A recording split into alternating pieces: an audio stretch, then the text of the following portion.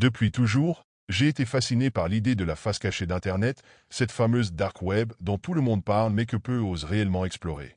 Les histoires que j'avais lues en ligne étaient souvent extravagantes, peut-être exagérées. Des marchés noirs, des hackers, des forums obscurs où l'inhumanité semblait régner. Une partie de moi se disait que tout cela n'était qu'une légende urbaine moderne. Une autre, plus curieuse, voulait découvrir par elle-même. C'était une nuit comme les autres, ou presque. Je n'arrivais pas à dormir, et mes pensées tournaient en rond. Mon ordinateur était là, sur le bureau, comme une invitation silencieuse. Après avoir hésité quelques instants, je l'ai allumé. La lumière bleutée de l'écran a envahi ma chambre, et je me suis plongé dans ce qui allait devenir la pire décision de ma vie. Naviguer sur la dark web n'est pas aussi simple qu'ouvrir un moteur de recherche classique. Il faut installer des logiciels spécifiques, accéder à des portails étranges ou non codés, et surtout, être prêt à voir des choses qu'on ne peut pas oublier. Je pensais être préparé.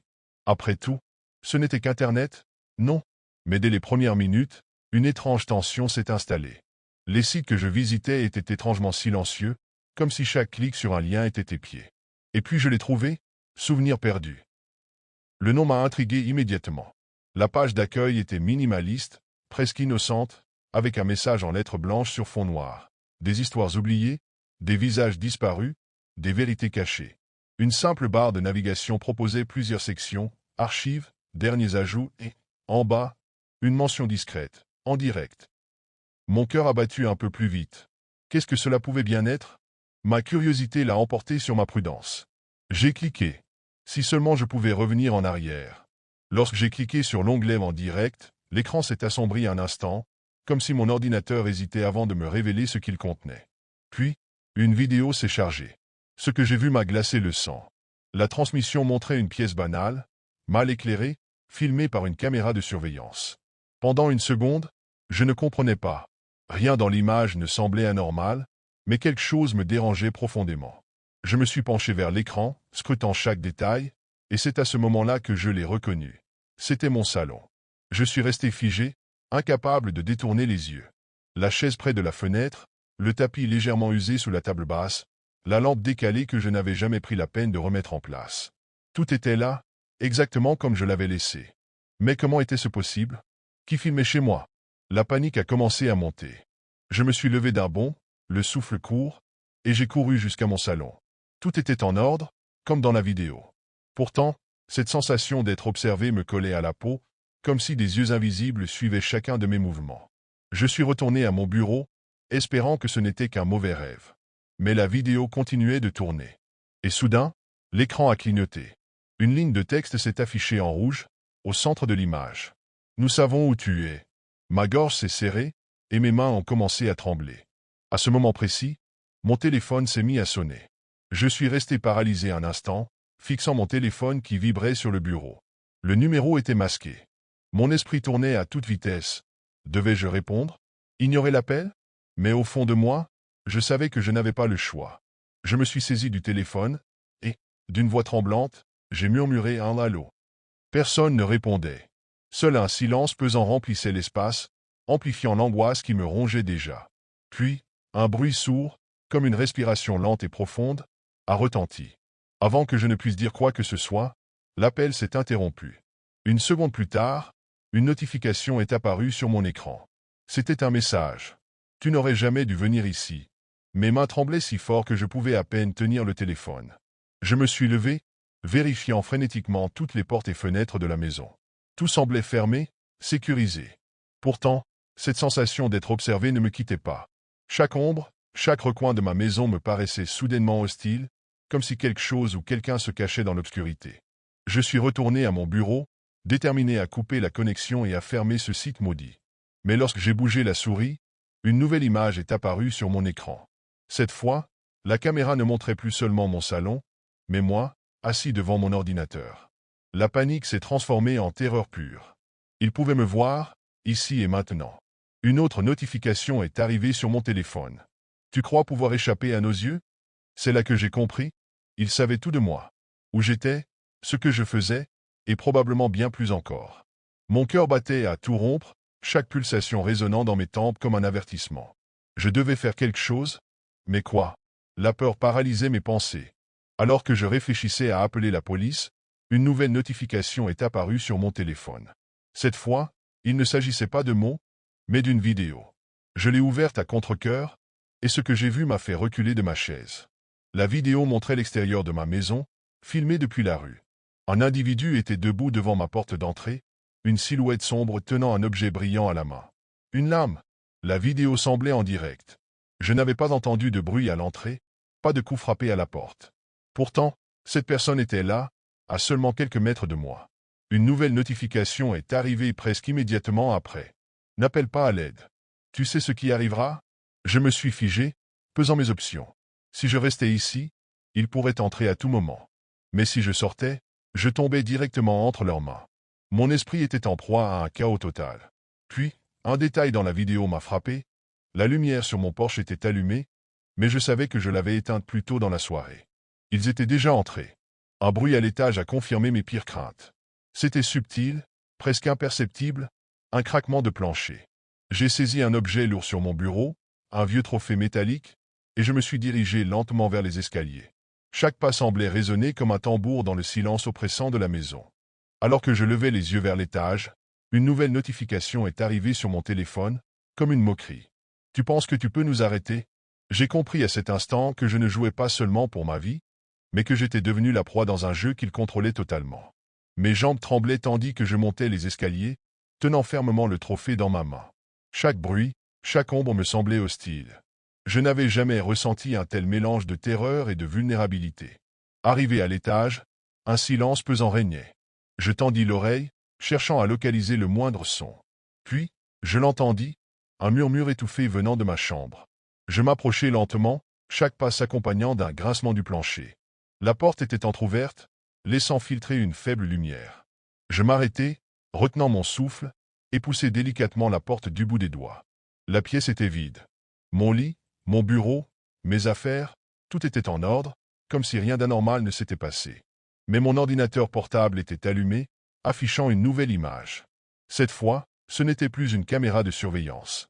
C'était une vidéo de moi, dans la maison, filmée à cet instant précis. L'angle de la caméra semblait impossible, comme si elle flottait juste derrière moi. Je me retournai brusquement, mais il n'y avait rien. Rien, sauf ce sentiment glaçant que j'étais observé. Une autre notification s'afficha sur l'écran. « Regarde derrière toi !» Je me figeai, incapable de bouger. Lentement, mon regard balaya la pièce à nouveau. Et c'est là que je le vis. Dans le reflet du miroir, derrière moi, une silhouette sombre se tenait dans l'ombre, immobile. Je me retournai d'un geste brusque, levant mon arme improvisée, mais il n'y avait rien. Le téléphone vibra une dernière fois. Cette fois, il ne s'agissait pas de mots, mais d'une vidéo montrant la porte d'entrée de ma maison ouverte, donnant sur l'obscurité de la nuit. Une brise glaciale me parvint depuis les escaliers. Ils étaient partis, ou m'attendaient ailleurs. Je pris mon téléphone et courus hors de la maison, le souffle court, sans me retourner. Mais même après avoir atteint un endroit sûr, l'écran de mon téléphone continuait à s'allumer, affichant un dernier message. « Tu ne pourras jamais nous échapper. » La vidéo de ma maison continuait de tourner, comme si quelqu'un y était toujours. Peut-être que ce n'était qu'une question de temps avant qu'il ne me trouve à nouveau. Ou peut-être que j'étais déjà pris au piège, peu importe où j'allais. Tout a commencé par un message que j'ai reçu de Max, un ami d'enfance avec qui je partageais une passion pour les jeux vidéo. Sa note était brève mais intrigante. « Tu dois essayer ça. C'est comme rien de ce que tu as vu avant. » Il y avait un lien attaché, sans description supplémentaire, menant à ce qui semblait être un site obscur. Curieux, mais méfiant, j'ai hésité quelques minutes avant de cliquer. Max avait toujours été un peu extrême dans ses goûts, mais il avait un don pour dénicher des expériences uniques. Le site s'est chargé lentement, révélant une page noire minimaliste avec un titre en lettres rouges. Survie 0. En dessous, une simple description. Un jeu d'immersion totale. Votre vie contre la sienne. Je ne savais pas trop quoi penser. C'était vague, mais cela avait un air mystérieux qui piquait ma curiosité. J'ai demandé à Max ce que c'était, mais il ne m'a répondu qu'après quelques minutes. Joue, tu comprendras. Fais attention, c'est réaliste. Réaliste? Ça sonnait comme une stratégie marketing ridicule pour un jeu de seconde zone. Mais quelque chose dans son message semblait sérieux, presque urgent. Je me suis laissé tenter. J'ai téléchargé le fichier.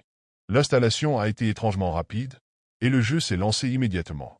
Pas d'écran d'accueil traditionnel, Pas de menu compliqué. Juste une vidéo d'introduction où une voix grave annonçait les règles. Terminez les tâches. Survivez. Tout le reste est hors de votre contrôle.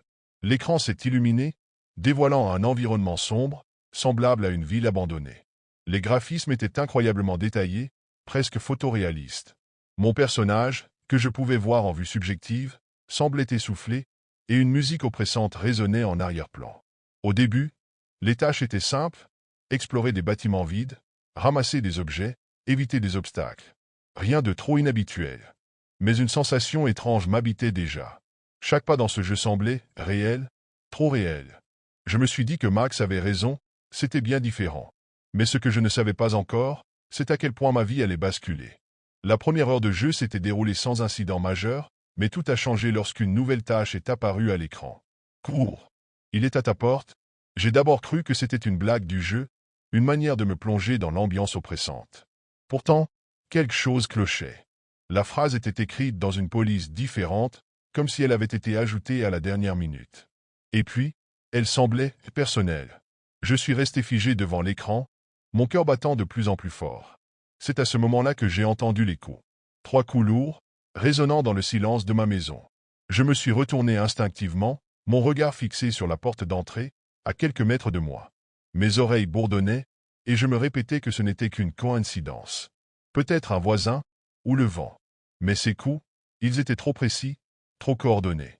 L'écran de mon ordinateur s'est assombri, puis la même phrase est réapparue, clignotant cette fois en rouge. Cours. Il est à ta porte? J'ai murmuré à voix basse. Max, qu'est-ce que c'est que ce jeu? Un deuxième bruit sourd a brisé le silence, plus fort cette fois. On aurait dit que quelqu'un ou quelque chose forçait la poignée. Mon souffle s'est accéléré, et mes doigts ont tremblé sur le clavier. Je voulais quitter le jeu, mais le curseur refusait de bouger. Peu importe les touches que je pressais, rien ne fonctionnait. Les coups à la porte se sont intensifiés. La poignée a commencé à bouger, émettant un grincement strident. J'étais paralysé, incapable de bouger, ma raison combattant une peur viscérale. Finalement, j'ai osé me lever et avancer à pas l'envers la porte. J'ai collé mon œil au Judas. Rien. Pas une âme à l'extérieur. Juste l'obscurité oppressante de la rue, éclairée par la lumière pâle d'un réverbère. Mais quand je suis retourné à mon bureau, mon écran affichait quelque chose de nouveau. Une silhouette encapuchonnée, immobile, se tenant sur le seuil de ma maison. C'était impossible. C'était ici. Mon cœur s'est figé. Je ne savais plus ce qui était réel ou ce qui appartenait au jeu. J'ai cligné des yeux, espérant que ce que je voyais à l'écran n'était qu'un effet visuel, une illusion produite par le jeu. Mais la silhouette encapuchonnée ne bougeait pas. Elle était là, figée dans l'obscurité de l'écran, aussi réelle que moi. Je me suis approché de mon bureau, mes mains tremblantes, et j'ai fixé l'image, ma gorge nouée par une angoisse grandissante. Puis, quelque chose de bizarre se produisit. Le bruit des coups à la porte s'arrêta, mais une étrange vibration parcourut mon corps, comme si l'air lui-même était devenu plus dense. J'ai entendu un léger sifflement, comme un souffle faible et constant qui semblait se glisser sous la porte, venant de l'extérieur. Le jeu affichait maintenant un nouveau message. Tu sais qu'il est là. Tu sais ce qu'il veut. Je ne comprenais plus. Mon esprit était en train de se fracturer entre la réalité et la fiction. Et c'est alors que mon téléphone vibra, brisant le silence lourd de ma chambre. Une notification, un message de Max. Je l'ai ouvert frénétiquement, espérant une réponse rassurante. Mais ce n'était pas ce à quoi je m'attendais. Le message disait simplement « Il te suit. Ne le laisse pas te toucher ». Je me suis retrouvé à fixer l'écran de mon téléphone, puis à tourner mon regard vers la porte. Le souffle dans l'air était devenu plus intense, comme si quelque chose, ou quelqu'un, était de l'autre côté. Il n'y avait pas de logique, mais la peur m'envahissait complètement. J'ai tourné la poignée de la porte, lentement, chaque mouvement m'oppressant. Quand la porte s'ouvrit, je fus frappé par un vent glacé qui me glaça le sang. Il n'y avait personne. Rien. Juste l'obscurité de la rue déserte. Je me suis précipité dans le hall, cherchant frénétiquement des signes de la présence de quelqu'un, mais il n'y avait que le silence, pesant et implacable. En revenant dans ma chambre, un autre message du jeu apparut à l'écran, et cette fois, il était impossible de l'ignorer. Tu es déjà un pion dans ce jeu. Tout ce que tu fais, il le sait. Tout. J'ai regardé autour de moi, l'angoisse m'étouffant. Et c'est là, à côté de l'écran de mon ordinateur, que je l'ai vu, une silhouette encapuchonnée, exactement comme dans le jeu, se tenait juste derrière moi, dans le reflet de ma fenêtre. Elle m'observait. L'air semblait plus lourd maintenant, comme une chape de plomb sur mes épaules. Mon cœur battait si fort que je l'entendais résonner dans mes oreilles. J'ai baissé les yeux vers mes mains, qui tremblaient de manière incontrôlable. La silhouette encapuchonnée, que je croyais avoir vue dans le reflet, s'était maintenant déplacée à un endroit où je pouvais la voir clairement, dans le coin de ma chambre. Elle ne bougeait pas, mais son regard semblait pénétrer mon âme. J'ai rapidement refermé la porte derrière moi, espérant que l'acte simple de m'éloigner me permettrait de retrouver un semblant de calme. Mais rien n'a changé. Je sentais que cette présence, cette ombre, me suivait partout. Le jeu, tout à coup, semblait bien plus réel que tout ce que je pouvais expérimenter. J'ai tenté d'éteindre l'ordinateur, de le débrancher, de tout supprimer, mais l'écran refusait de s'éteindre. Le jeu était devenu plus intrusif, comme si ce n'était plus seulement un programme, mais un virus en train de prendre le contrôle de ma réalité. Le message à l'écran était clair, froid et sans pitié. Tu as franchi la ligne. Il ne partira pas tant que tu ne le confrontes. Mes yeux se sont fixés sur le texte, et un frisson glacé a parcouru ma colonne vertébrale. La porte était verrouillée, mais chaque petite vibration, chaque souffle me faisait croire qu'il y avait quelqu'un derrière elle. Le silence devenait oppressant. Un silence que je savais de plus en plus dangereux. Je me suis précipité vers le salon pour regarder par la fenêtre. Rien. Mais alors que je me tournais, le bruit du jeu se fit entendre à nouveau. Une voix, presque chuchotée, surgit de mes haut-parleurs. Tu sais ce que tu dois faire. Regarde autour de toi. J'ai observé la pièce, mais je savais déjà que quelque chose n'allait pas. C'était trop facile de croire que tout allait bien, mais la réalité m'échappait. J'ai pris une profonde inspiration et me suis dirigé vers la porte de la chambre. Quand j'ai ouvert la porte, je suis resté figé, le sang glacé dans mes veines. La silhouette encapuchonnée était là, dans le hall, juste à l'entrée. Mais cette fois, ce n'était plus un reflet dans le miroir. Elle était réelle, et ses yeux brillaient d'une lueur menaçante. Une vague de terreur pure m'envahit alors que l'image du jeu semblait se fondre dans la réalité. Je ne savais plus ce qui était réel. Il n'y avait plus de frontières. Le jeu avait cessé de simplement être un jeu. Il était devenu ma réalité. Je n'avais plus le temps de réfléchir. L'air autour de moi était devenu glacial, et chaque respiration semblait me couper le souffle. Je me suis retrouvé paralysé, incapable de bouger, alors que la silhouette encapuchonnée avançait lentement, comme si elle savait exactement ce que je ressentais. Mes jambes étaient comme du plomb, et mon esprit était assiégé par des visions floues et une peur indicible. Chaque battement de mon cœur semblait amplifié dans la pièce. J'ai voulu crier, mais ma voix est restée bloquée dans ma gorge. Les yeux de l'entité, brillant d'une lumière malsaine, fixaient les miens, me gelant sur place. Je savais que c'était la même silhouette du jeu, mais l'idée que ce soit réel me brisait l'esprit.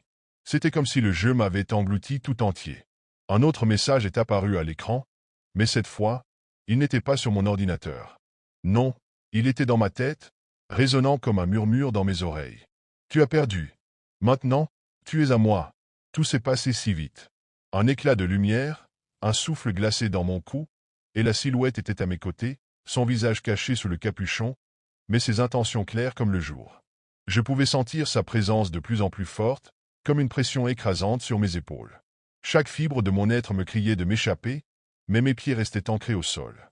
J'ai tendu la main pour attraper mon téléphone, espérant appeler quelqu'un, mais avant que mes doigts ne touchent l'écran, j'ai entendu la porte d'entrée se briser sous une force invisible. Le bruit était d'une violence telle que j'ai eu l'impression que la maison elle-même tremblait. La silhouette derrière moi s'éloigna alors lentement, comme si elle savait exactement ce qu'elle faisait, comme si elle était là pour me guider vers ce que je redoutais le plus. Je me suis retourné une dernière fois, mais en un instant, tout s'est éteint. L'écran du jeu, la silhouette, la maison, tout a disparu. Je suis tombé à genoux, haletant, cherchant à comprendre ce qui venait de se passer. Était-ce réel? Avais-je juste perdu le contrôle de ma propre réalité? Et c'est là, dans la noirceur de la pièce, que je l'ai entendu. Un dernier souffle, juste derrière moi. Une voix basse, familière, qui murmurait d'un ton sournois. Tu n'es plus en sécurité. Avant que je puisse me retourner, tout devint noir. Je me suis toujours considéré comme une personne curieuse, un peu trop, peut-être. Depuis mon adolescence, l'idée qu'il existe des coins cachés de l'Internet m'a toujours fasciné. Vous savez, ces endroits où les règles ordinaires de la société ne s'appliquent plus. La dark web, comme ils l'appellent, m'avait toujours semblé à la fois effrayante et irrésistible. Mais jusqu'à récemment, je n'avais jamais osé m'y aventurer. Un soir, alors que je naviguais sans but sur des forums obscurs de l'Internet, je suis tombé sur un lien qui promettait un voyage vers le côté sombre. Une impulsion étrange m'a poussé à cliquer, et en quelques minutes, je me suis retrouvé face à une interface austère, entièrement en noir, avec des textes rouges criants. Le tribunal de l'humanité. La curiosité a pris le dessus. Il fallait d'abord créer un compte pour accéder au contenu. J'ai choisi un pseudonyme banal, Ombre 47, et une adresse email jetable. Dès que j'ai confirmé mon inscription, une multitude de discussions s'est ouverte devant moi. Les sujets allaient de simples débats philosophiques à des discussions sur des scénarios macabres. Au début, je pensais que ce n'était qu'un espace pour des écrivains amateurs, une sorte de jeu collectif où chacun proposait des idées plus sombres les unes que les autres. Mais quelque chose m'a rapidement frappé, les détails des récits étaient bien trop précis pour être inventés. Des adresses, des noms, des horaires. Cela n'avait rien d'un simple passe-temps. Je me souviens particulièrement d'un message qui m'a glacé le sang. L'utilisateur qui l'avait posté avait écrit « Nous décidons qui mérite de vivre ». En dessous, des dizaines de réponses, certaines approuvant, d'autres débattant, mais toutes empreintes d'un ton clinique, presque détaché. Je ne savais pas encore que ce clic innocent allait marquer le début du pire cauchemar de ma vie. Après quelques jours à explorer le forum, je me suis familiarisé avec les différents sujets et discussions. Les membres semblaient avoir leur propre langage, un mélange de jargon technique et de phrases cryptiques. Certains débats étaient étranges mais fascinants, comme des théories sur la justice morale ou des discussions sur des punitions méritées. Tout cela restait, à mes yeux, un jeu morbide, une sorte de performance pour choquer les âmes sensibles. Un soir, cependant, je suis tombé sur une section intitulée « Jugement ». Contrairement aux autres parties du forum, celle-ci nécessitait un accès spécial. Mon cœur s'est emballé. Qu'y avait-il derrière cette porte verrouillée? Je me suis rappelé avoir vu un tutoriel dans une autre discussion, expliquant comment contourner cette barrière. Avec un mélange de prudence et d'excitation, j'ai suivi les étapes. Quand j'ai enfin accédé à la section, j'ai eu un mauvais pressentiment. Les sujets ici étaient différents, bien plus sombres. Chaque discussion portait un titre comme « Elle a trahi? Mérite-t-elle de rester parmi nous? Le coupable? Doit-il être pardonné ?» Les publications contenaient des détails troublants, noms complets, photos, adresses, et des descriptions glaçantes des infractions des personnes jugées. C'est alors que je l'ai vu. Un nouveau sujet venait d'apparaître en haut de la liste. Il portait un titre qui m'a fait frissonner. « Il mérite de vivre ?» Intrigué et terrifié à la fois, j'ai cliqué. Mes mains ont tremblé quand j'ai vu mon nom apparaître en lettres rouges en haut du poste. Mon nom complet. Juste en dessous, il y avait une série de photos. Des photos de moi. Certaines semblaient avoir été prises à la dérobée, alors que je rentrais chez moi. D'autres montraient mon appartement vu de l'extérieur. Plus je descendais dans la publication, plus mon souffle se coupait. Ils avaient mon adresse, mon emploi du temps quotidien, même des détails que je n'avais jamais partagés en ligne. Les premiers commentaires étaient déjà là. Certains débattaient froidement de ma culpabilité. Un simple observateur inutile. Mais pourquoi ne pas s'amuser un peu? Il a l'air trop banal. Peut-être qu'il cache quelque chose. On doit faire un exemple. Il ne mérite pas de rester. D'autres essayaient vaguement de plaider pour ma survie, mais toujours avec cette distance glaçante. Ce n'est pas nécessaire. Il n'a rien fait d'extraordinaire, ni en bien ni en mal. Un verdict neutre suffira. Observons-le encore un peu. Chaque mot était un coup de poignard. J'étais devenu une cible, un nom sur une liste, une vie que ces inconnus débattaient d'éteindre ou d'épargner comme si j'étais un simple pion dans leur jeu pervers. Et pire encore, je réalisais que ce qu'ils décidaient ici avait des conséquences bien réelles. Le cauchemar avait pris racine dans ma vie, et je sentais que chaque seconde passée sur ce forum me rapprochait un peu plus de l'abîme. Mais je ne pouvais pas m'empêcher de lire. Quelque chose en moi, un mélange de terreur et de fascination morbide, m'obligeait à descendre encore plus profondément dans cette spirale d'horreur. Les commentaires sur le sujet concernant ma vie continuaient d'affluer. Certains utilisateurs commençaient à débattre de détails précis de ma routine quotidienne. Il prend toujours le même chemin pour aller travailler, c'est risqué. Ses volets restent ouverts tard, il ne semble pas méfiant. Une partie de moi espérait qu'il s'agissait d'une blague complexe, une sorte de canular orchestré. Mais le niveau de détail était trop précis pour que cela soit un simple jeu. Puis, un commentaire a attiré mon attention plus que les autres. J'ai déjà été près de chez lui. La rue est calme, parfaite pour un acte discret. Mon cœur a raté un battement. Cette personne prétendait m'avoir déjà observé, et d'autres semblaient prendre ses paroles au sérieux. Paniqué, j'ai commencé à cliquer frénétiquement sur les profils des utilisateurs. La plupart d'entre eux n'avaient aucune information, juste des pseudonymes anonymes et une longue liste de messages inquiétants. J'ai décidé d'effacer mon compte, de tout abandonner et de prétendre que rien de tout cela n'avait existé. Mais au moment où j'ai essayé de supprimer mon profil, un message d'erreur est apparu. Votre compte ne peut pas être supprimé. Vous êtes observé? Je me suis précipité pour éteindre mon ordinateur, mais à peine avais-je quitté ma chaise que mon téléphone a vibré. Une notification. C'était un email envoyé à mon adresse principale, celle que je n'avais jamais liée à ce forum. Le message disait simplement « Nous savons qui tu es. Regarde derrière toi. » Je me suis figé, paralysé par la peur. Lentement, j'ai tourné la tête vers la fenêtre derrière mon bureau. Les volets étaient fermés, mais une légère lumière extérieure filtrait à travers les interstices. Et là, dans l'ombre, j'ai vu une silhouette. Immobile. Observant. Je me suis reculé dans l'obscurité de ma chambre, essayant de calmer ma respiration. Mon esprit tournait à 1000 à l'heure. Ce n'était plus virtuel. Ce qu'il décidait sur ce forum se matérialisait dans ma vie réelle. J'ai reçu un autre email quelques minutes plus tard. Il ne contenait qu'une phrase. Reste connecté. Le vote approche. C'est à ce moment-là que j'ai compris que j'étais pris au piège. Il savait tout de moi. Où j'allais. Où je vivais. Et surtout, il contrôlait ma destinée, comme des jus sans visage jouant avec ma vie. Les jours suivants furent un véritable calvaire. Je ne pouvais plus dormir, à peine manger. Chaque bruit, chaque ombre, chaque mouvement autour de moi devenait une menace potentielle. J'avais tiré tous mes rideaux, verrouillé chaque porte et chaque fenêtre, mais cela ne suffisait pas à calmer ma paranoïa. Ils étaient là. Je le sentais. Un soir, alors que je vérifiais une énième fois les serrures de ma porte d'entrée, j'ai entendu quelque chose. Un léger grattement, comme si quelqu'un effleurait le métal de la serrure avec un objet. Mon souffle s'est coupé. Je me suis figé, collant mon oreille contre la porte. Mais rien. Juste un silence angoissant. Je suis retourné dans mon salon, mais le bruit a repris, cette fois sur la fenêtre de la cuisine. Une sorte de tapotement irrégulier, presque comme un message en code. Lentement, et avec une peur grandissante, j'ai attrapé un couteau dans le tiroir le plus proche. Quand j'ai finalement rassemblé le courage pour regarder à travers les volets, il n'y avait rien. Juste le noir de la nuit.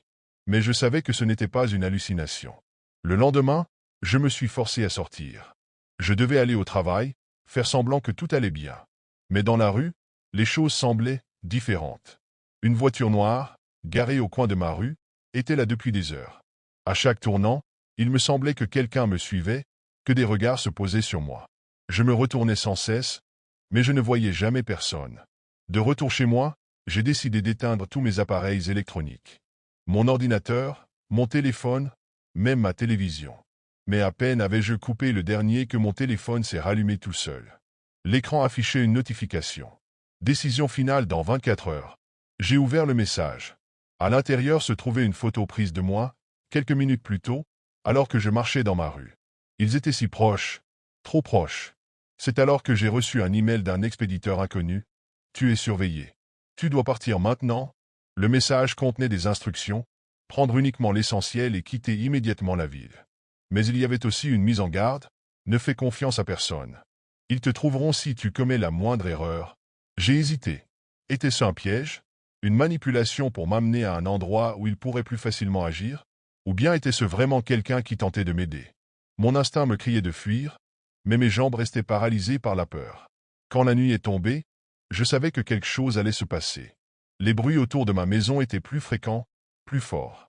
À un moment, j'ai cru entendre une voix murmurer mon nom, étouffé par la distance mais terriblement clair.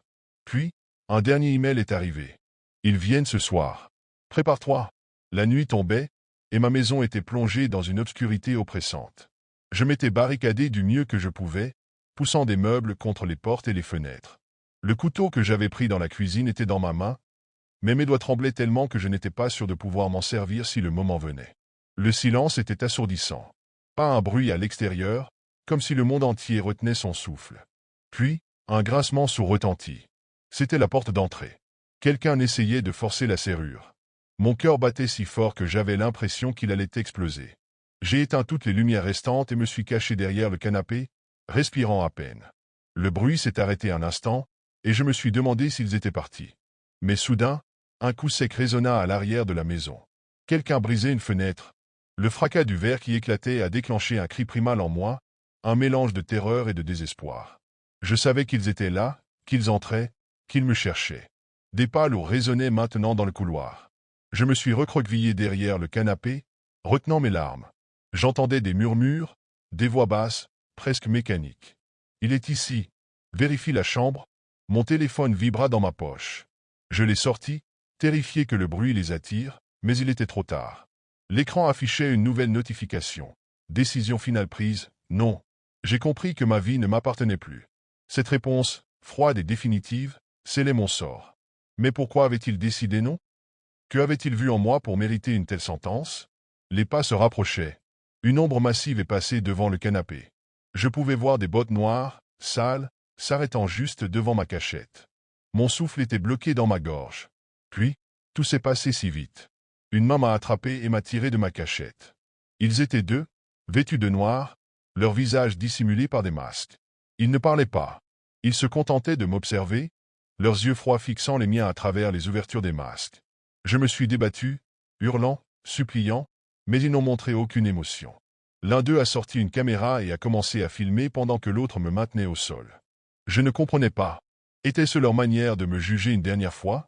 Le dernier souvenir que j'ai de cette nuit est le flash de la caméra et une voix métallique qui murmurait.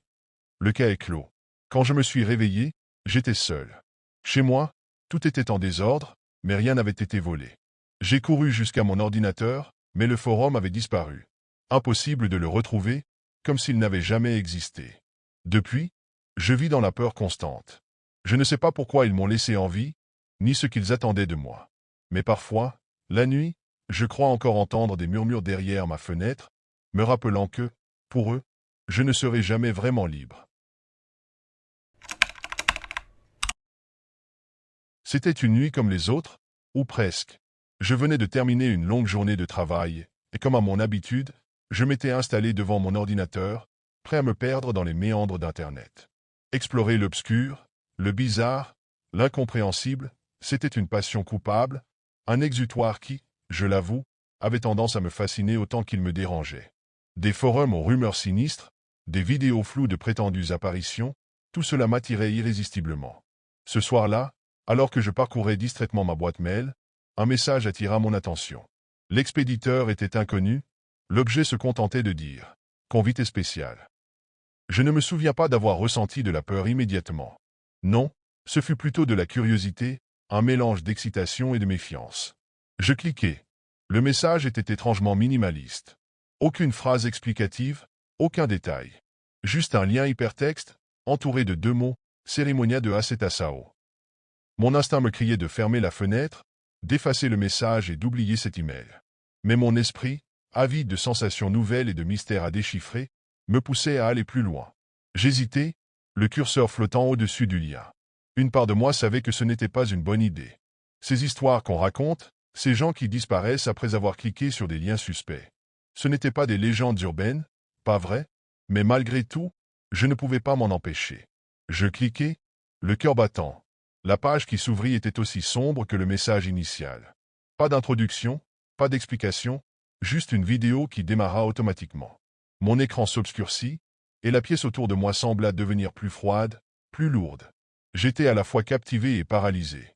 Mon doigt hésitait à atteindre la touche pause, mais mes yeux restaient rivés sur l'écran. C'est ainsi que tout a commencé. La vidéo débuta sans préambule. L'écran était plongé dans l'obscurité, éclairé uniquement par une faible lumière vacillante, probablement celle d'une bougie. Au centre de l'image, une salle à l'atmosphère oppressante se dévoilait peu à peu. Les murs semblaient nus, mais en y regardant de plus près, je distinguais des symboles gravés dans la pierre, des formes géométriques étranges entrelacées avec des caractères qui ne m'évoquaient aucune langue connue.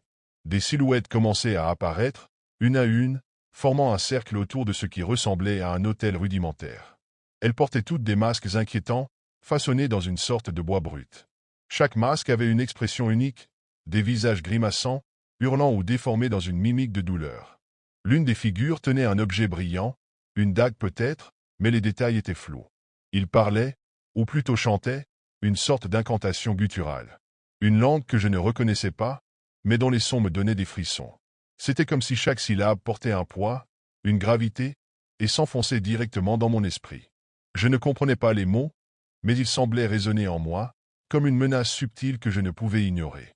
Au centre du cercle, une personne sans masque était agenouillée. Contrairement aux autres, elle tremblait de tout son corps. Je pouvais presque sentir sa terreur à travers l'écran. Elle essayait de parler, de crier peut-être, mais ses mots étaient étouffés par les chants incessants. Soudain, deux des figures masquées s'avancèrent et l'attrapèrent par les bras.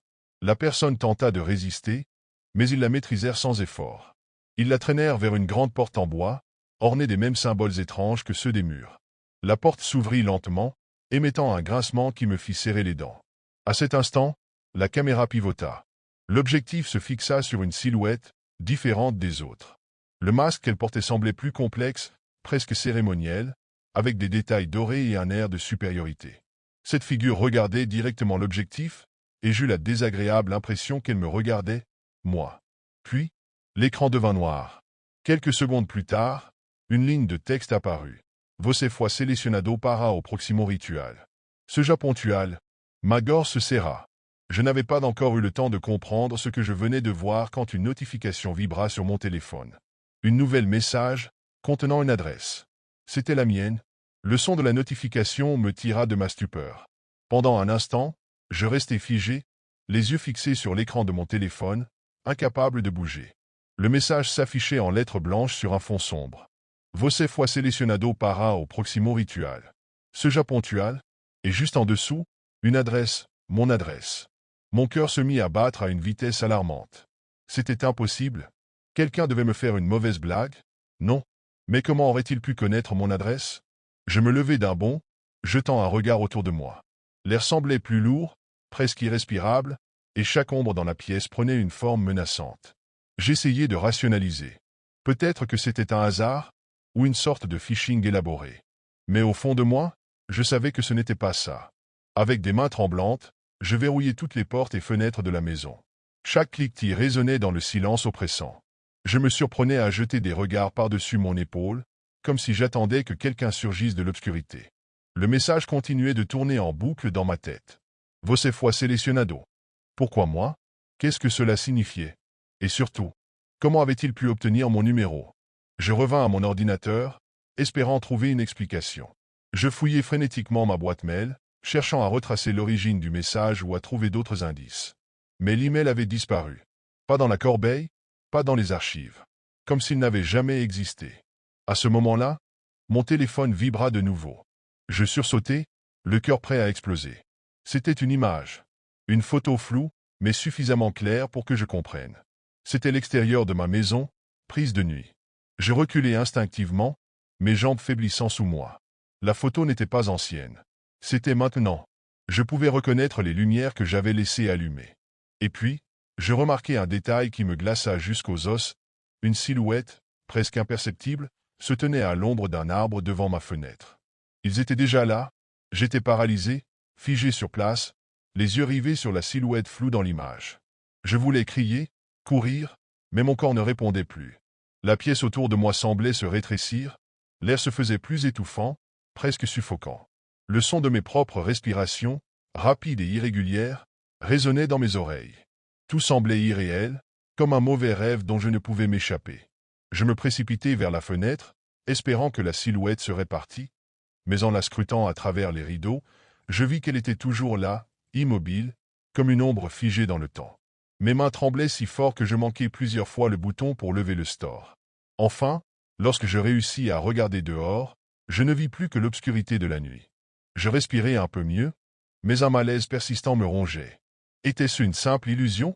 Avais-je imaginé cette silhouette? Je me retournai pour vérifier l'entrée de la maison, mes yeux balayant la pièce à la recherche du moindre mouvement. Tout était calme, trop calme. Puis, la porte d'entrée se fit entendre. Un coup sec, suivi d'un autre, plus insistant.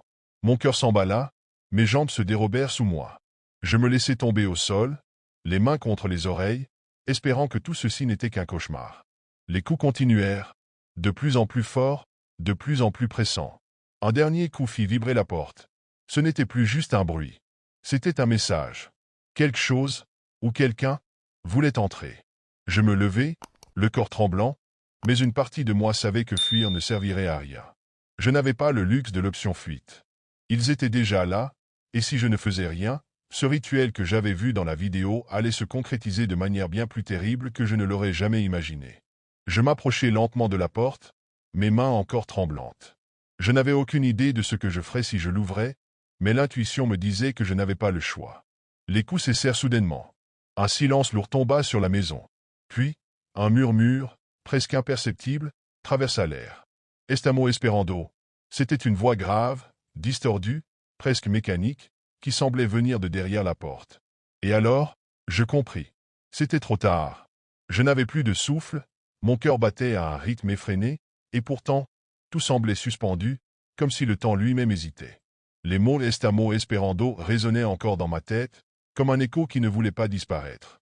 Le silence qui suivit les murmures était encore plus oppressant que les bruits eux-mêmes. L'air dans la pièce semblait figé, chaque seconde pesait sur mes épaules.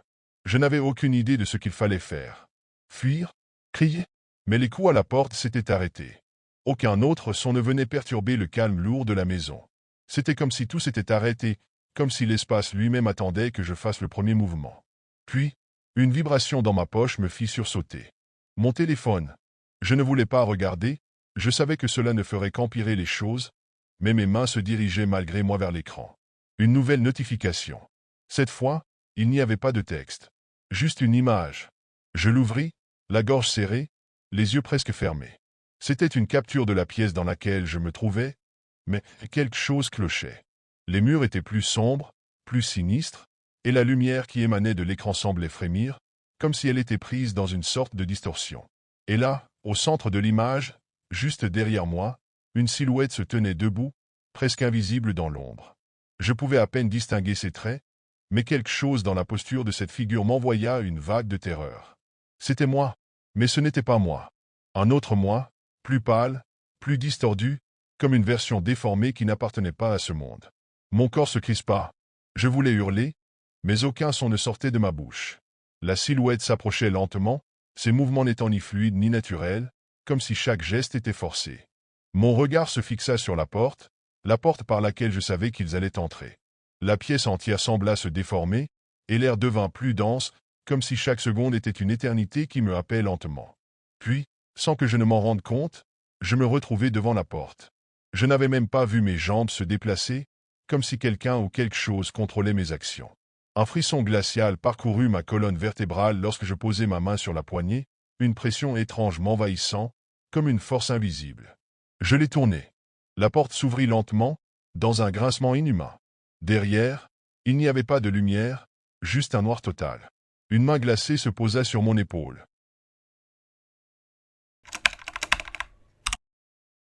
Depuis toujours, j'ai été fasciné par les zones obscures d'Internet. Ce n'était pas simplement une curiosité morbide, mais plutôt un besoin de comprendre ce que les gens préfèrent cacher, ce qu'ils enterrent dans les recoins les plus sombres du web. Une nuit, alors que je naviguais sans but précis sur la dark web, je suis tombé sur un site étrange appelé Objets perdus. Le design était rudimentaire, presque amateur, mais le contenu était dérangeant. Ce site vendait des objets personnels de parfaits inconnus, des photos, des passeports, des bijoux, et même des journaux intimes. Chaque objet avait une description sommaire, parfois accompagnée d'une brève histoire, comme s'il avait appartenu à une autre vie, à une personne effacée. J'aurais dû fermer l'onglet à ce moment-là, mais une partie de moi, cette curiosité malsaine que je ne pouvais contrôler, m'a poussé à explorer. C'est alors que je l'ai vue, une vieille caméra, usée, avec des éraflures sur le boîtier noir et une lentille qui semblait avoir vécu des décennies. La description était succincte, objet récupéré dans une maison abandonnée. Fonctionne encore. Quelques photos intactes. Il n'y avait aucune raison de l'acheter, mais quelque chose dans cette annonce m'a attiré. Peut-être l'idée que cette caméra avait une histoire. Peut-être l'envie absurde de posséder un fragment du passé de quelqu'un d'autre. Avant même de m'en rendre compte, j'avais rempli les informations nécessaires et confirmé l'achat. Ce n'est qu'après avoir cliqué sur Valider que j'ai ressenti une légère angoisse. Qu'est-ce que j'étais en train de faire? Acheter un objet sur la dark web, sans garantie, sans savoir d'où il venait ni ce qu'il représentait. Mais il était trop tard pour revenir en arrière. Cette nuit-là, je me suis couché avec un mélange d'excitation et d'appréhension. Une partie de moi espérait que la caméra n'arriverait jamais. Une autre, plus obscure, attendait avec impatience de découvrir ce qu'elle renfermait. Quelques jours plus tard, un colis est arrivé. L'emballage était rudimentaire, une simple boîte en carton brun, déchirée par endroits, comme si elle avait été malmenée pendant le transport. Il n'y avait ni logo, ni nom d'expéditeur, seulement mon adresse griffonnée à la main avec une écriture tremblante.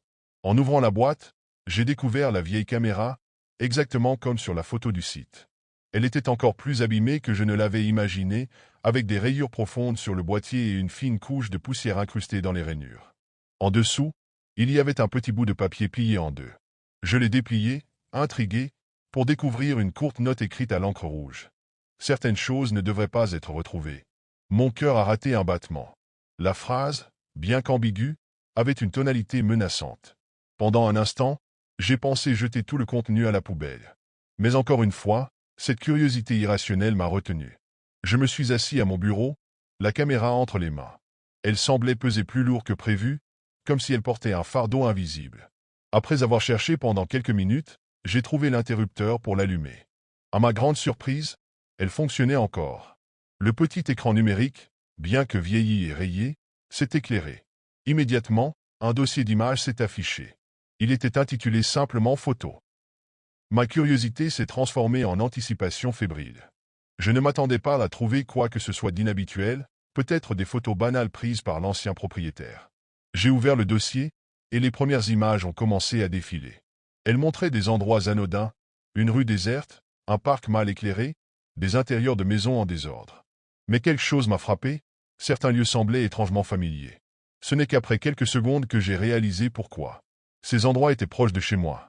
Un frisson a parcouru ma colonne vertébrale. Je continuais à faire défiler les images, mes mains devenant moites. Puis, je suis tombé sur une photo qui m'a glacé le sang. C'était ma rue, vue depuis l'extérieur, prise en pleine nuit.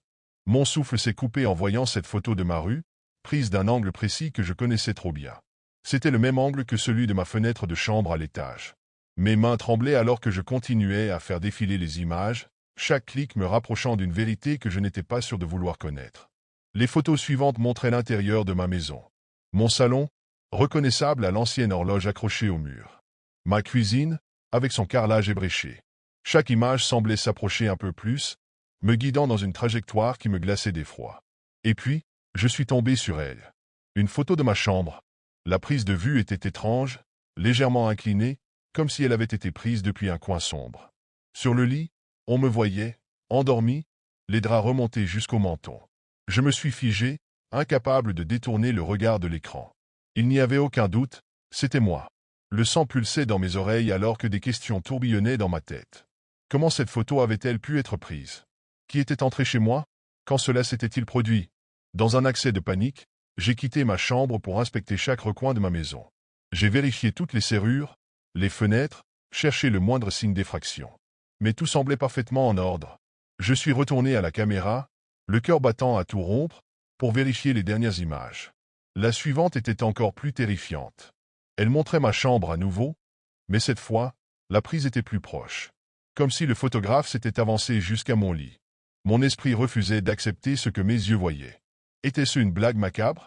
Un montage destiné à me terroriser? Ou bien quelque chose de pire encore? Je me suis précipité pour éteindre la caméra, incapable de supporter une seconde de plus. Mais avant de le faire, une dernière image est apparue. C'était moi, assis à mon bureau, en train de fixer la caméra. Et sur cette photo, derrière moi, il y avait une silhouette floue, indistincte, debout dans l'ombre. Après avoir vu cette dernière photo, un mélange de terreur et de paranoïa m'envahit. Je me retournai immédiatement, m'attendant à voir quelqu'un derrière moi, mais il n'y avait rien. Seulement l'obscurité de ma maison, silencieuse et immobile. Pourtant, cette silhouette sur la photo, elle était là, dans ma chambre, à un moment que je ne pouvais expliquer. Cette nuit-là, je n'ai pas dormi. J'ai laissé toutes les lumières allumées, assis sur mon lit avec un couteau de cuisine dans la main, écoutant le moindre bruit. Je pensais que le pire était passé, que ce n'était qu'une mauvaise plaisanterie, mais les choses ne faisaient qu'empirer. Le lendemain, alors que je tentais de me débarrasser de la caméra, des événements étranges commencèrent à se produire. Les lumières clignotaient sans raison. Je trouvais des objets déplacés, des livres tombés au sol, une chaise renversée. Une fois, en me rendant à la cuisine, j'ai vu l'écran de la caméra s'allumer tout seul.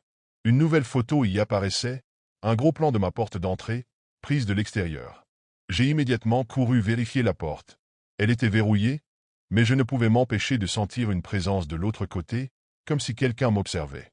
Cette nuit-là, je me suis barricadé dans ma chambre, mais même ainsi, le sentiment d'être épié ne disparaissait pas. Les jours suivants, les phénomènes se sont intensifiés. À plusieurs reprises, je trouvais la caméra posée à des endroits où je ne l'avais pas laissée. Sur ma table de chevet, sur mon canapé, ou même sur mon lit. Et chaque fois que je la récupérais, une nouvelle photo y était ajoutée. La dernière m'a fait perdre pied. C'était une image de moi, dormant dans ma chambre, mais cette fois, prise de si près que je pouvais voir chaque détail de mon visage, chaque mèche de mes cheveux. C'est à ce moment-là que j'ai compris que je n'étais plus seul. Peu importe combien de fois je verrouillais les portes ou vérifiais les fenêtres, quelque chose ou quelqu'un avait accès à ma maison, et il se servait de cette caméra pour me traquer. Je savais que je ne pouvais pas continuer comme ça. La caméra devait disparaître. J'ai décidé de la détruire, de la réduire en morceaux et de me débarrasser de ses restes. Mais quand je l'ai prise pour l'emmener à l'extérieur, une étrange résistance s'est emparée de moi, comme si une force invisible me suppliait de ne pas le faire.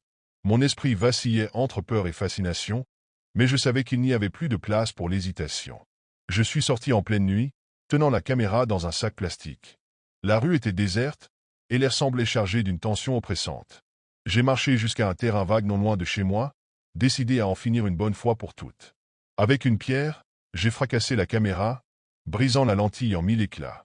À chaque coup, il me semblait entendre un murmure, un chuchotement lointain, mais je me forçais à continuer jusqu'à ce qu'il ne reste plus qu'un amas de pièces inutilisables. Soulagé, j'ai ramassé les débris et les ai enterrés profondément dans la terre, m'assurant qu'ils ne pourraient jamais être retrouvés. Pendant un instant, j'ai cru que c'était terminé, que le cauchemar était enfin derrière moi. Mais en rentrant chez moi, j'ai senti une anomalie, un détail qui m'échappait. Tout semblait normal, et pourtant, en montant les escaliers, j'ai remarqué que ma porte de chambre était entr'ouverte. Je savais pertinemment l'avoir fermée avant de partir. Avec une boule au ventre, j'ai poussé doucement la porte. Et là, sur mon bureau, exactement à l'endroit où je l'avais trouvée la première fois, reposait la caméra, intacte, comme si elle n'avait jamais été détruite. Le petit écran était allumé, affichant une nouvelle photo. Mes mains tremblaient alors que je m'approchais pour regarder. L'image montrait ma chambre, prise depuis l'extérieur, à travers la fenêtre. Mais cette fois, il y avait une silhouette dans le reflet de la vitre, et je savais, au plus profond de moi, qu'elle n'attendait qu'une chose, entrer.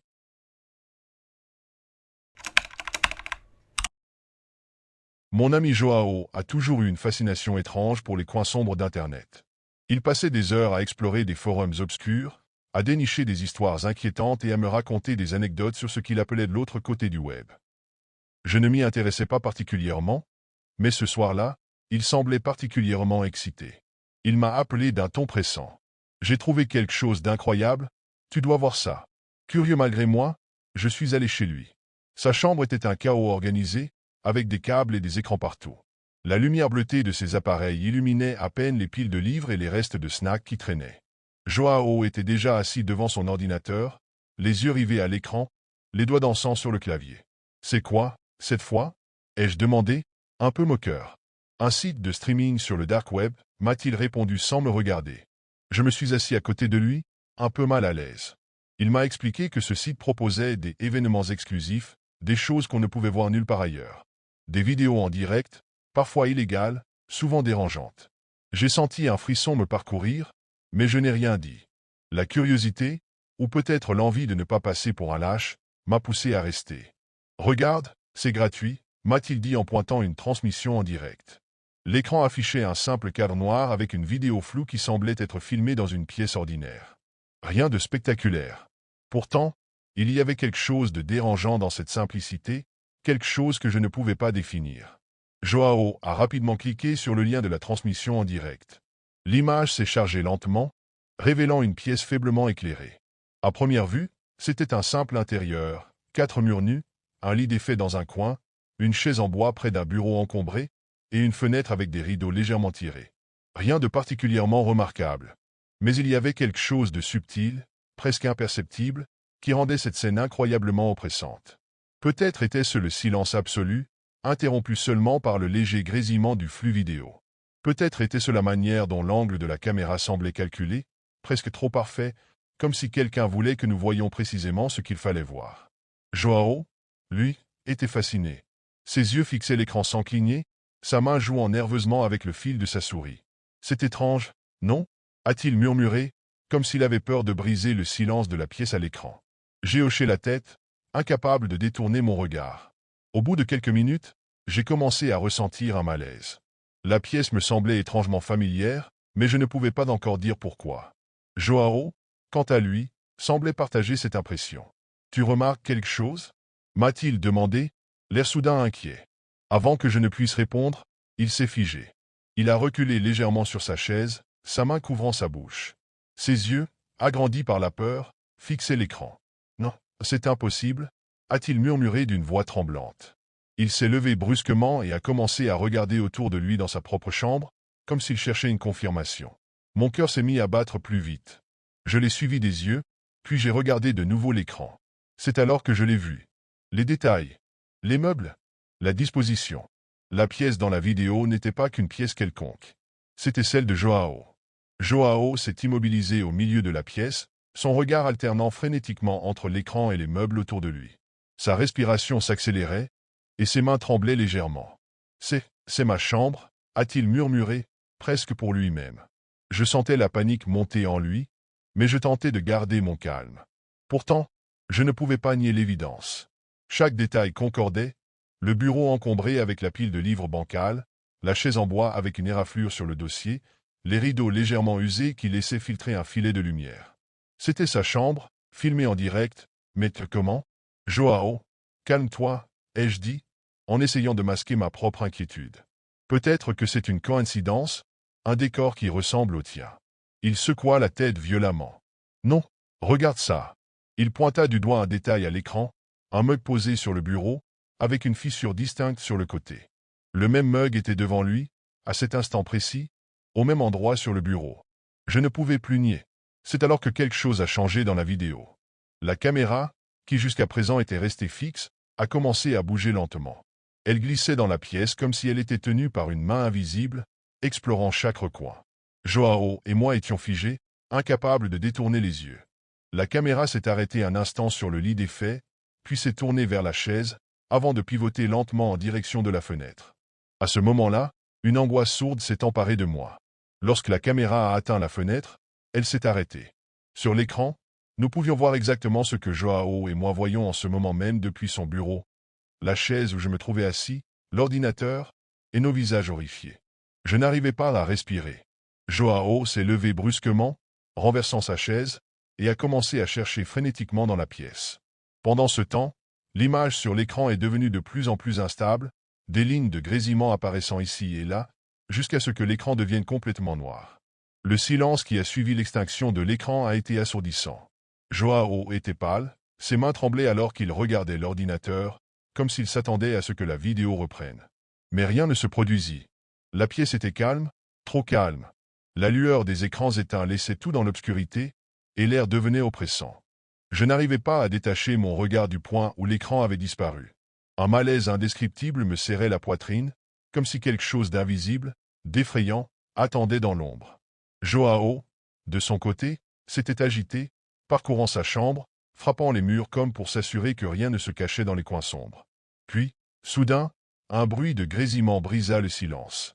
À peine audible, mais suffisamment pour attirer notre attention. L'ordinateur, comme par magie, s'est rallumé de lui-même. La vidéo avait repris. Mais quelque chose était différent. L'image, bien que toujours floue et sombre, ne montrait plus simplement la chambre de Joao. Elle montrait nous. La caméra était maintenant braquée sur nous, nous filmant dans cette même pièce, assis là, incrédule, pétrifié. Je pouvais voir mon propre reflet à l'écran, figé dans une expression de terreur. Joao était blême, les yeux écarquillés, et je pouvais voir le léger tremblement de ses mains alors qu'il tenait son téléphone comme s'il voulait l'éteindre. Mais rien ne fonctionnait. L'écran montrait toujours nos visages, capturés dans ce qui semblait être un instant figé dans le temps. Le frisson qui m'avait parcouru au début s'est intensifié. Je me suis levé précipitamment, mais c'était comme si la pièce se refermait sur moi. Tout devenait lourd, oppressant. La chaleur s'était évaporée, remplacée par un froid glacial qui me gelait sur place. Mon regard s'est déplacé vers la fenêtre, où je pouvais voir l'ombre d'une silhouette dans le reflet. Mais la pièce derrière moi était vide. La caméra a lentement commencé à zoomer sur le bureau, se rapprochant de nos corps comme si elle avait voulu saisir chaque mouvement, chaque respiration. Une sensation de malaise indescriptible m'a envahi, un sentiment que nous n'étions plus seuls dans cette pièce. Que cette caméra nous surveillait, nous observait. Mais par qui? Et pourquoi? Puis, sans avertissement, L'écran est devenu noir. Le bruit s'est arrêté d'un coup, et tout a été plongé dans un silence encore plus lourd qu'avant. Le noir persistait à l'écran. Pas un bruit. Rien ne bougeait dans la pièce, mais l'air semblait oppressé, comme si une présence invisible pesait sur nous. J'ai jeté un regard furtif à Joao, qui semblait complètement figé. Son regard était fixé sur l'ordinateur, ses lèvres tremblaient légèrement, comme s'il essayait de trouver un moyen d'échapper à ce qu'il venait de voir. Mais rien n'a changé. La pièce était toujours aussi silencieuse. Soudain, le calme a été brisé par un bruit sourd, un coup frappé contre le mur. Joao s'est tourné brusquement, le visage livide. Il n'y avait personne, bien sûr, mais le bruit semblait si réel, si proche, qu'il était impossible de l'ignorer. Puis, un autre coup. Plus fort cette fois. Il venait du fond de la pièce, du coin où l'on avait vu la silhouette dans le reflet quelques instants plus tôt. « C'est pas possible » a murmuré le Joao, les yeux écarquillés de terreur. Je suis resté paralysé, incapable de réagir. Le son de pas, comme s'il venait de traverser la pièce, m'a glacé le sang. La sensation que nous n'étions plus seuls ici m'a envahi. Un frisson a parcouru ma colonne vertébrale alors que je regardais les rideaux bouger légèrement, comme si une brise invisible les effleurait. Pourtant, aucune fenêtre n'était ouverte. Puis, un murmure, faible, presque inaudible, a émergé de l'ordinateur. La voix semblait lointaine, mais familière. J'ai cru reconnaître une voix que j'avais entendue, mais je ne pouvais pas la placer. C'était comme si la voix sortait de la vidéo, comme si elle se projetait à travers la pièce. Joao a avancé précipitamment vers l'ordinateur pour l'éteindre, mais à chaque tentative, l'écran se rallumait instantanément. Il appuyait frénétiquement sur le bouton d'arrêt, mais rien ne fonctionnait. C'était comme si l'appareil avait une volonté propre. À ce moment-là, l'écran s'est figé à nouveau, mais cette fois, la caméra ne nous montrait plus. Elle était tournée vers le fond de la pièce. Le lit était là, mais il y avait quelque chose de nouveau. Un reflet dans le miroir posé sur la commode. Un visage. Un visage que je reconnaissais, mais je n'aurais jamais dû le voir ici. Avant que je puisse dire quoi que ce soit, la lumière clignota, puis s'éteignit brutalement.